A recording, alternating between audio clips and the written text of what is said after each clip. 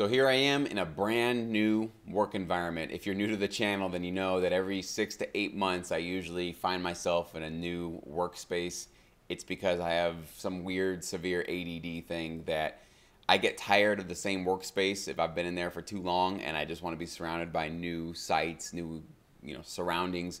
It just helps me stay inspired and not get too stuck in a malaise of just doing the same thing over and over again and seeing the same thing over and over again. It's just one of those productivity hacks that I figured out for myself.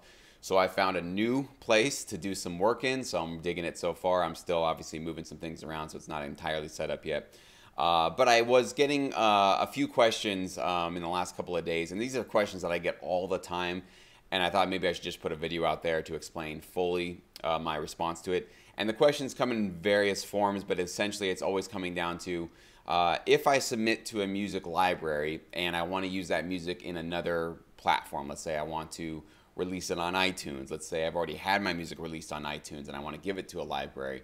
Or one question was, if I give, let's say, a group of 10 tracks to a library, can I then go ahead and, even though they now own those recordings, those sound recordings that I've transferred over to their catalog, can I go ahead and just re-record those songs because I have the underlying copyright still, and just release them elsewhere because I can create like just new versions of those songs. So they can have those recordings, they can own those masters, but I can create new masters of those underlying song ideas and re-release them.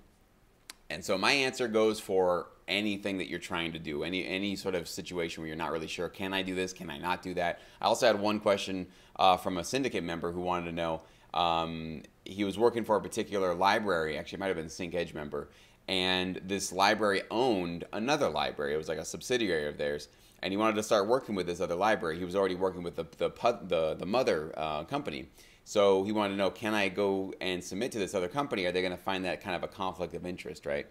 And my answer is always, well, I'm not that library and I did not send you the contract, so I cannot give you great information or advice on what you should do, right? Because I don't know exactly what crosses the line for any particular library. Some libraries might not want you to be re-recording music that you submitted to them and releasing elsewhere. They might actually really not be okay with that. I think that's kind of an infringement on the contract you've signed with them.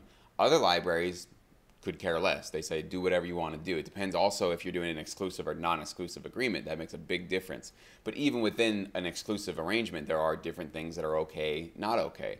Some libraries don't want you working so much with other potential libraries in the same sort of genre, or and they'll tell you that, like, hey, if you're submitting your rock orchestral music to us, we would rather you stick with us, so we're going to sort of compensate you for that to make sure you don't submit to other libraries. We don't want you feeding other competitors, and they might actually bump up your consideration fees in order to do that. It's sort of like kind of giving you a little bit of a salary in order to do that. It's not a very common situation, but I've definitely heard of it happening. So across the board, whatever your issue is, whatever your confusion is, whatever your question might be, transparency is always the best policy, okay? So never just do something and hope that it's going to be okay with them. That's usually the worst thing you can do, is just go, well, as long as they don't find out about it and it's not going to hurt them. Who cares? Why do they need to know about this, right? Well, because the off chance that they do hear about it, and it's a very small industry, word gets around very quickly, and you'll be surprised. Things you think you can get away with, you can't. People talk, it's a small business, and you're going to be found out if you're doing something that's violating contracts and violating your agreements with companies, and especially if you are doing something legally that's going against a contract that you've signed. Okay, you're in much bigger trouble when you do something like that. So always, first and foremost, email or call your library that you're working with and ask them directly about what you want to do or what your situation is. Or if you're submitting to a library for the first time and you already have, let's say, music with other libraries, or you have music on iTunes that you're submitting to them, let them know in the very first email what they're getting their hands on. Okay, you don't want to go through an entire, here's the contract, let's negotiate, and then at the end of the whole process you say, oh yeah, by the way, those tracks are on iTunes, and they go, oh really cool, and they rip up the contract because they don't want the music out there in any other way, right? They only want it in their catalog if they're going to have it exclusively licensed, right? So transparency, transparency, transparency. Just be upfront and open about what your intentions are, what your curiosities are, And especially like for this one member that wanted to know about submitting to the library, the worst thing you can do is jeopardize your relationship with a great library that you're working with. So he was thinking maybe I could just submit to this other library and I'll just start working with them and no big deal. Well, possible, it's a risk. Like maybe, you can submit to them and maybe you start getting accepted to this other library. But if your original one, the one that you actually already have a great solid relationship with, and that's your biggest asset in this business, is relationships directly with music libraries that can get you placements. That's your bread and butter in this business. If you go against them, if you do something nebulous, who knows if that's going to be kind of like against their interest, or it's going to conflict with how they do business, and they don't want writers on their catalog going with another company like that even that they own. You could jeopardize your relationship with somebody who's actually helping you create a full-time income, and then you're sunk. I mean, if you lose that relationship, got to go back to square one and go find another company to start working with. It's like you got to climb back up the ladder again. So it's not worth it. It's just, no matter what you're trying to do, whatever your situation is, it's never worth trying to get away with something.